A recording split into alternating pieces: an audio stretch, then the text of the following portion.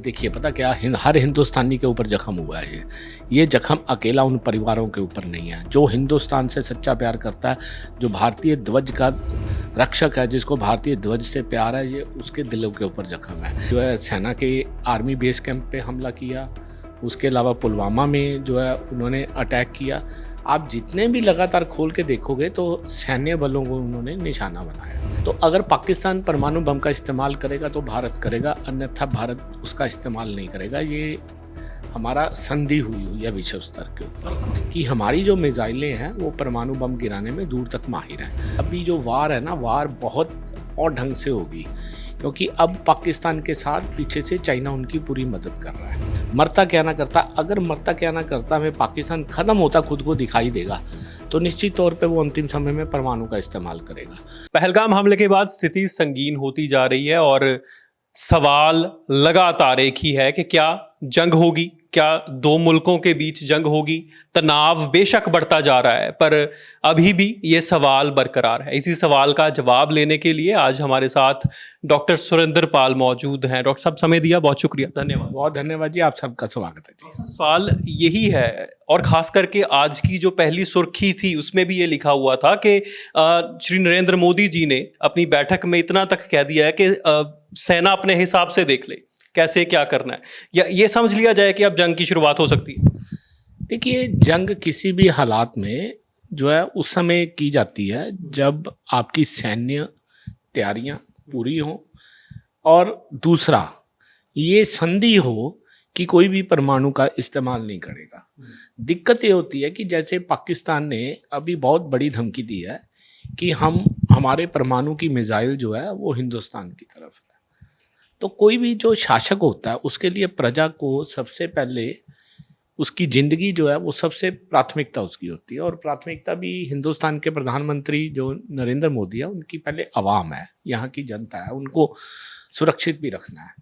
ठीक है, आतंकवादियों ने कार्रवाई की है, हिंदुस्तान उसका मुंह तोड़ जवाब देगा। उरी में भी दिया है, पुलवामा के समय में भी दिया है। दोनों बार सर्जिकल स्ट्राइक की गई हैं और दोनों बार उनको पाकिस्तान में जाके उनके आर्मी के क्षेत्र में घुस के आतंकवादियों के बेस कैंप को जो है तछ-नछ किया गया, और उसमें सेना का मनोबल भी बढ़ा है, उत्साह भी बढ़ा है। ऐसे ही आगे भी एक बार पाकिस्तान ने कारगिल का युद्ध जो किया था वो संधि को हालांकि तोड़ा था, लेकिन भारत ने उसमें भी अपनी कारगिल की जो है विजय दोबारा प्राप्त की। हालांकि काफ़ी सैन्य अधिकारी शहीद हुए। बार बार कोशिश जो है पाकिस्तान की तरफ से लगातार अब से नहीं हो रही है, लंबे समय से हो रही है। श्री अमरनाथ यात्रा पे हमला हुआ, हमारे पठानकोट के जो एयरफोर्स स्टेशन है उसके ऊपर हमला हुआ, आतंकवादी घुस के आए, उन्होंने हमारे सैन्य अधिकारियों को निशाना बनाया। दीनानगर में पंजाब पुलिस के जो थाना है उसके ऊपर अटैक हुआ, हमारे एसपी जो पंजाब पुलिस के हैं बलजीत सिंह वो शहीद हुए। इसके अलावा भी पाकिस्तानी आतंकवादियों ने बार बार घुसपैठ करके यहाँ के कई बार जो है हमला किया गया। अनौपचारिक रूप से हमारे यहाँ अगर कहा जाए कि सीआरपीएफ बीएसएफ को कई बार निशाना बनाया गया। वो एक सुरक्षा बलों का मनोबल तोड़ने की कवायद थी, और जिसमें पाकिस्तान की एक योजना थी उनकी इंटेलिजेंस सर्विसेज की कि किस तरीके से जो भारतीय सेना बल है इनका मनोबल तोड़ा जाए। तो अभी भी जो पाकिस्तान की तरफ से पंजाब में भी हरकत की जा रही है वो यही की जा रही है कि यहाँ के पुलिस थानों के ऊपर ग्रेनेड फेंके जा रहे हैं। इसलिए फेंके जा रहे हैं कि पंजाब पुलिस का मनोबल गिराया जाए, ताकि ये जो हमारे खिलाफ कार्रवाई कर रहे हैं, हमारे आरडीएक्स पकड़ रहे हैं, हमारे रॉकेट लॉन्चर्स पकड़ रहे हैं, हमारे टेररिस्ट आउटफिट पकड़ रहे हैं, इनको जो है किसी तरीके से काबू किया जाए और इनका मनोबल गिराया जाए। पंजाब पुलिस का अगर मनोबल गिरता है तो पंजाब को एक वो जो है डिस्टर्ब स्टेट बनाने में वो कामयाब हो जाएंगे। तो इसी हिसाब से जो है उन्होंने उरी में जो है सेना के आर्मी बेस कैंप पे हमला किया, उसके अलावा पुलवामा में जो है उन्होंने अटैक किया। आप जितने भी लगातार खोल के देखोगे तो सैन्य बलों को उन्होंने निशाना बनाया। ये पहली मर्तबा एक लंबे समय बाद, चाटी नरसिंहपुरा के बाद अब नरसंहार हुआ है, जिसमें उन्होंने पहलगाम में जो है हिंदुओं को टारगेट करके उन्होंने निशाना बनाया, और एक करीब लंबे समय बाद आतंकवादियों ने एक घिनौनी वारदात किया। अब जो है भारतीय सेना को इसका जवाब तो देना होगा, अन्यथा जो है पाकिस्तान की जो आतंकवादी इंटेलिजेंस सर्विसेज के साथ उनका गठजोड़ है वो भारत के ऊपर कहीं ना कहीं से भारी होगी और भारत की सैन्य बलों का मनोबल भी उसमें गिरेगा।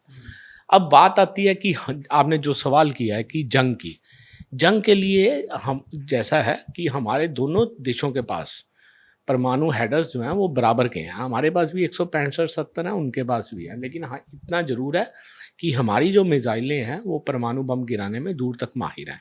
उनके पास जो मिसाइलें हैं वो टैंक से चलने वाली हैं, थल सेना वाली हैं जो ज़मीन के ऊपर चलेंगी, लेकिन हमारे जो वायुसेना के जहाज़ हैं वो सक्षम है परमाणु बम गिराने में। लेकिन वो अभी तक जो संधु विश्व स्तर पे है, नॉट फॉर पहले मतलब उसको इस्तेमाल नहीं करना, नॉट फर्स्ट। तो अगर पाकिस्तान परमाणु बम का इस्तेमाल करेगा तो भारत करेगा, अन्यथा भारत उसका इस्तेमाल नहीं करेगा। ये हमारा संधि हुई है विश्व स्तर के ऊपर। अगर न्यूक्लियर वॉर तक बात पहुंच जाती है तो क्या यूएन इंटरवीन कर सकता है क्या? 100% करेगा, क्योंकि उसका इफेक्ट अकेला भारत और पाकिस्तान पे नहीं होगा, उसका इफेक्ट सभी मुल्कों के ऊपर होगा, बर्मा के ऊपर भी होगा, नेपाल के ऊपर भी होगा, बांग्लादेश के ऊपर भी होगा, बाकी जो आसपास के पड़ोसी मुल्क हैं उनके ऊपर भी होगा। लोग देखो पता क्या है, दिक्कत ये है कि अभी जो वार है ना, वार बहुत और ढंग से होगी, क्योंकि अब पाकिस्तान के साथ पीछे से चाइना उनकी पूरी मदद कर रहा है।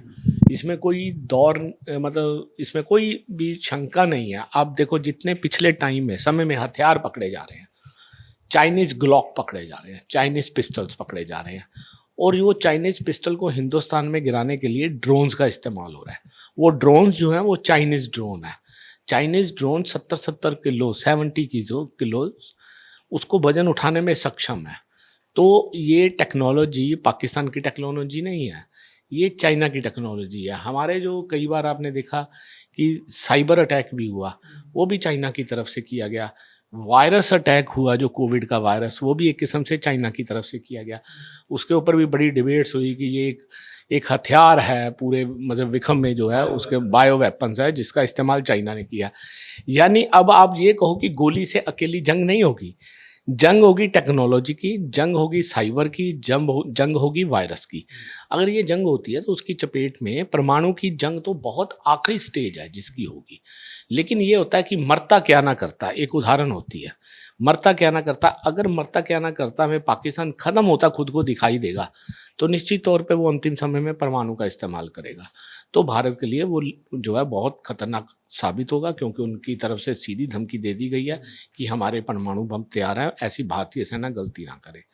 तो निश्चित तौर पे अगर जंग का मेरे को लगता कि जंग की तैयारी होती तो नरेंद्र मोदी और अमित शाह और राजनाथ सिंह अभी तक उसका डिसीजन फाइनल कर चुके होते कि ठीक है भारतीय फौज अटैक कर दो।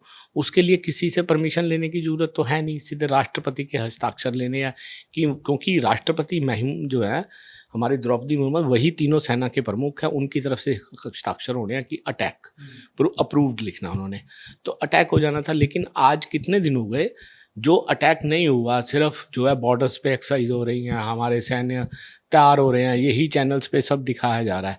लेकिन अभी तक जो है एक भी जो है वो कार्रवाई शुरू नहीं की गई है। हालांकि भारत की तरफ से हम यहाँ पे बैठे देखें तो अभी कोई एक्सरसाइज बॉर्डर के ऊपर दिखनी भी शुरू नहीं हुई है कि एक्सरसाइज बॉर्डर्स के ऊपर शुरू कर दी गई है, वायुसेना बेस को तैयार किया जा रहा है तमाम। देखो अब क्या है कि हमारे पास काफ़ी इक्विपमेंट चाइना से आते हैं जो हम जंग में इस्तेमाल करते हैं, तो उनकी सप्लाई कैसी रहेगी, वो पीछे से बाधित हो गए। हमारे कई जो जितने वेपन्स यूज़ हो रहे हैं अभी तक भारत में बनते नहीं हैं, सब बाहर देशों से आ रहे हैं। तो इसलिए बाकी देशों से भी हमें उसके लिए राय लेनी पड़ेगी, उसके लिए रूस को भी तैयार करना पड़ेगा, अमेरिका को भी तैयार करना पड़ेगा, ताकि कहीं विश्व स्तर पे अगर बात हो तो भारत के साथ खड़े होने वाले देश हो जाएं। हमारे को मान लीजिए हमें वेपन्स की ज़रूरत होती है तो इजराइल और रूस जो है वो हमें हथियार मुहैया करा सके। लेकिन अभी तक ऐसी कोई बातचीत भारत सरकार की तरफ से इन देशों के साथ शुरू नहीं की गई है, जिससे मेरे को लगता है कि जंग की कोई बात नहीं है, जंग वाला कोई माहौल नहीं है और जंग लगने के आसार भी नहीं है। लेकिन सेना को खुली छूट देने का अधिकार ये होता है कि आप दोबारा सर्जिकल स्ट्राइक करो, उनके आतंकवादियों के बेस कैंप देखो, तबाह कर दो। ये उनको अधिकार दिए जा सकते हैं कि रात को कभी भी 2 बजे, सुबह 4 बजे उठ के आर्मी इंटेलिजेंस अपनी तरफ से उसको गूगल मैपिंग करके उनके आर्मी बेस कैंप सारे जो है टेररिस्टों के बेस कैंप तबाह कराए जिनको आईएसआई चला रही है। दोबारा यानी 2 सर्जिकल स्ट्राइक के बाद सर्जिकल स्ट्राइक 3 हो सकती है। दोनों मुल्कों ने एक दूसरे के लिए अपने एयर स्पेस बंद कर दिए हैं। इस हालात में क्या लगता है कि आपको सर्जिकल स्ट्राइक साहिब सिंह जी, बात ऐसा है कि दोनों मुल्कों की तरफ से कई चीज़ें पहले बंद की गई हैं। पाकिस्तान से हमारा व्यापार जो है काफ़ी समय से पुलवामा अटैक के साथ जो है वो काफ़ी चीज़ें जो है बंद की गई। काफ़ी चीज़ों के ऊपर हमारी 200% ड्यूटी लगा के पाकिस्तान के सामान को यहाँ पे आने से रोका गया, क्योंकि हमारी कई जगह संधि होती है व्यापार की कि हम उनकी व्यापारिक चीज़ें नहीं रोक सकते हैं। लेकिन यहाँ की कस्टम ड्यूटी लगाना वो भारत का एक अधिकार है, इसको 200% कर किया गया। मान लीजिए पाकिस्तान का सीमेंट आता था, उसको 200% महंगा किया गया, तो निश्चित तौर पर कौन 800-900 रुपये की सीमेंट की बोरी खरीदेगा जहाँ पर जब 300-400 रुपये में आराम से बाजार में एसीसी की, अंबुजा की मिलेगी तो कौन खरीदेगा। तो एक व्यापारिक तौर के ऊपर हमने पाकिस्तान को चोट जरूर पहुंचाई है। और दूसरा जो है, जैसे हमारे को ड्राई फ्रूट वगैरह पाकिस्तान से, कपड़ा आ रहा था, सारी चीज़ें आ रही थी, सारी चीज़ों के ऊपर प्रतिबंध लगा है। आगे भी जो है लाहौर दिल्ली बस सेवा जो है वो हमने बंद करी है। जो कई चीज़ें जो है पाकिस्तान को हमने रहते रहते उनके साथ टाइट भी किया। हालांकि ये लाहौर दिल्ली बस सेवा अटल बिहारी वाजपेयी के प्रधानमंत्री में रहते हुए शुरू की गई थी, ताकि किसी तरीके से दोनों देशों के बीच प्यार व तालमेल बढ़े और एक मित्रता के साथ हम इन मसलों को हल किया जा सके।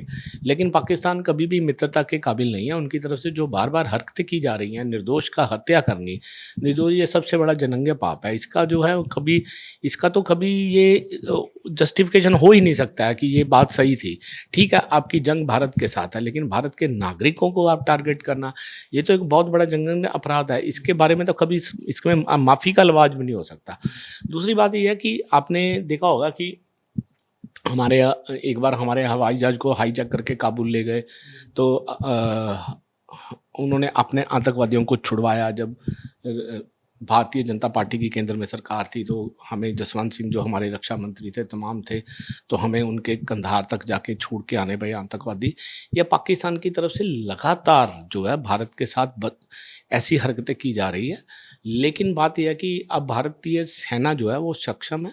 मेरे को लगता है जंग के स्थान पे सर्जिकल स्ट्राइक 3 होगा, और वो किसी समय भी होगा। आपको सुबह रात को 2-3 बजे के बाद सुबह चैनल पे सुनने को मिलेगा कि भारतीय सेना ने जो है आतंकवादियों के जितने बेस कैंप थे सीमावर्ती क्षेत्रों में वो सारे तबाह करती है। डॉक्टर साहब, एक तो ये बात कि जो आप कह रहे हैं कि सर्जिकल स्ट्राइक होगा, इसके बारे में पाकिस्तान पहले ही कह चुका है कि अगर कुछ ऐसा होता है तो उसका जवाब भी दिया जाएगा। और दूसरी बात, कश्मीर में जो जहां एलओसी निर्धारित थी वहां पर अभी भी क्रॉस फायर्स चल रहे हैं, वहां पर अभी भी सीज फायर्स किए जा रहे हैं। क्या इसको जंग का आगाज कहा जा सकता है? देखो, ये ऐसा सीज फायर तो लगातार चल रहे हैं, ये तो आप बात ही नहीं कर रहे। मैंने आपको कारगिल बता दिया, उसके बाद दोनों सर्जिकल स्ट्राइक बता दी। ऐसा तो लंबे समय चल रहा है। कई बार आप सीमावर्ती क्षेत्रों में जाओ, डेरा बाबा नानक से उधर गांवों की तरफ, रेगुलर गोली की आवाज़ें आती हैं, रेगुलर दोनों तरफ से फायरिंग चलती रहती है। हो गई रुक गई, हो गई रुक गई, ये चलता रहता है। उनकी तरफ से घुसपैठी आते हैं, हमारी सेना मार गिराती है, भारतीय सीमा सुरक्षा बल मार गिराता है, उनकी तरफ से ड्रोन आते हैं, मार गिराते हैं, वेपन्स पकड़े जाते हैं। ये तो लगातार रेगुलर एक्सरसाइज है जो हमारी भारत पाकिस्तान के बीच में डेली चलती है। मेरे को लगता है कि हम लोगों तक नहीं रिपोर्ट हो पाती, लेकिन आप सीमावर्ती क्षेत्रों में चल जाओ तो डेली कहीं ना कहीं इनकी फायरिंग आपस में चलती रहती है। तो दूसरी बात ये है कि जब जब पाकिस्तान की तरफ से हिमाकत की गई है या हरकत की गई है, भारतीय सेना ने उसका मुंह तोड़ जवाब भी दिया है। मैंने आपको बताया कि दोनों सर्जिकल स्ट्राइक की गई है। लेकिन इस बार भी, क्योंकि अगर ये जंग होती है तो जंग अकेली भारत पाकिस्तान की नहीं होगी, तो ये विश्व युद्ध में बदलने की भी एक पहली सीढ़ी होगी। क्योंकि यूक्रेन और रूस आगे जंग लड़ रहा है, तो उसमें फिर सारे देश जो है वो बट जाएंगे आपस में, आधे उधर हो जाएंगे, आधे इधर हो जाएंगे, क्योंकि पाकिस्तान के साथ भी पीछे चाइना खड़ा है। तो ऐसे में हमारी जो है वॉर बहुत लंबी खिंच सकती है। ये विश्व युद्ध 3 की तरफ जाने की बात उनका भी चल रहा है, ऐसे कई देशों का आपसी चल रहा है। तो उसमें फिर ये सारे देश एक दूसरे के साथ ऐसे इन्वॉल्व हो जाएंगे, वो मेरी मदद करेगा, मैं उसकी करूँगा, वो दुश्मन उसकी करेगा। तो ऐसे कुल मिला के जो है वो विश्व युद्ध की तरफ बढ़ता जाएगा। लेकिन भारत को पता है कि यहाँ के नरेंद्र मोदी प्रधानमंत्री और अमित शाह को पता है कि नागरिक जो हैं वहाँ के, यहाँ के, उनकी जो ज़िंदगी है वो पहले है। क्योंकि हमारे पास सैन्य सुरक्षा बल 50 लाख के करीब है, जिसमें 25 लाख के करीब जो है भारतीय फौज में है और 25 लाख अर्धसैनिक बल हैं, जिसमें सेंट्रल इंडस्ट्रियल सिक्योरिटी फोर्स है, जिसे हम सीआरपीएफ बोलते हैं, बॉर्डर सुरक्षा फोर्स है, जिसमें हम जिसको सीमा सुरक्षा बल बोलते हैं, आईटीबीपी है, Indian Tibet border police force है, सीआईएसएफ है, सेंट्रल इंडस्ट्रियल सिक्योरिटी फोर्स है, रेलवे प्रोटेक्शन फोर्स है, आरपीएफ जिसे हम बोलते हैं। ये सारी अर्धसैनिक बल हैं, इनकी तादाद भी 25 लाख है। तो कुल मिला के हमारे 50 लाख के करीब जवान जो हैं वो एकदम से हथियारों से लैस हैं। तो ऐसा है कि उनका और हमारे सैन्य सुरक्षा बलों का कोई मुकाबला ही नहीं है, हम 7 गुना उनसे ज़्यादा हैं। लेकिन जो नरेंद्र मोदी प्रधानमंत्री ने और अमित शाह ने जो कल बैठक की है, तो सैन्य अधिकारियों के साथ उनको खुली छूट दी है। मेरे को लगता है कि उन्होंने ये कहा होगा कि आर्मी के अधिकार क्षेत्र में घुसकर आप अपना जो है बदला जरूर लो, आतंकवादियों के बेस कैंप तबाह करो, और उसकी तैयारी हो रही होगी, जिसे हम सर्जिकल स्ट्राइक थी का रूप ही दे सकते हैं। कहा जा सकता है कि सर्जिकल स्ट्राइक देखने को मिल सकती है। हाँ, मिलेगी, देखने को मिल नहीं सकती है, मिलेगी। हाँ, उसमें एक दिक्कत ये है कि अगर भारत की तरफ से ज़बरदस्त सर्जिकल स्ट्राइक की गई तो ये युद्ध में तब्दील हो सकती है, क्योंकि पाकिस्तान की तरफ से अपनी सीमाओं के ऊपर चौकसी कर दी गई है कि इस बार सर्जिकल स्ट्राइक होती है। वो भी तैयार कर अपने आप को करके बैठे होंगे, क्योंकि इतने दिन हो गए हैं। अब उनकी भी तैयारी जो है वो पूरी सीमा के ऊपर हो चुकी हुई है। जैसे हम खबरें पढ़ने को मिल रही हैं कि उन्होंने अपने रेलवे स्टेशन जो है उनका अधिकार क्षेत्र सेना को सौंप दिया है। कई और जो है उनके तामझाम उन्होंने जो अधिकारियों ने वो पूरे कर लिए हैं। बॉर्डर के ऊपर जो है अपने परिवारों को जो है उन्होंने सैन्य अधिकारियों ने उन्होंने सुरक्षित स्थानों पे भेज दिया।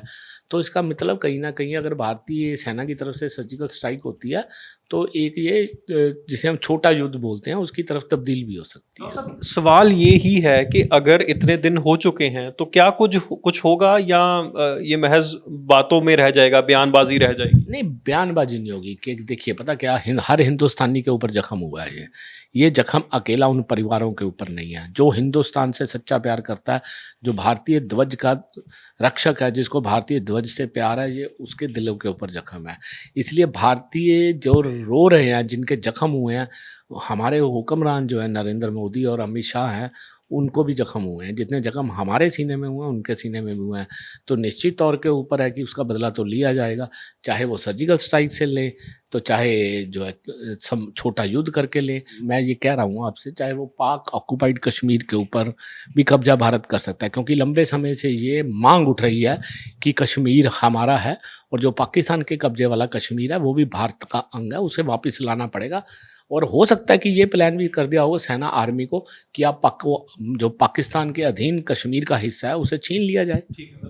इस मुतालिक क्या कुछ होता है आपको बताते रहेंगे, बने रहिए वन इंडिया पर।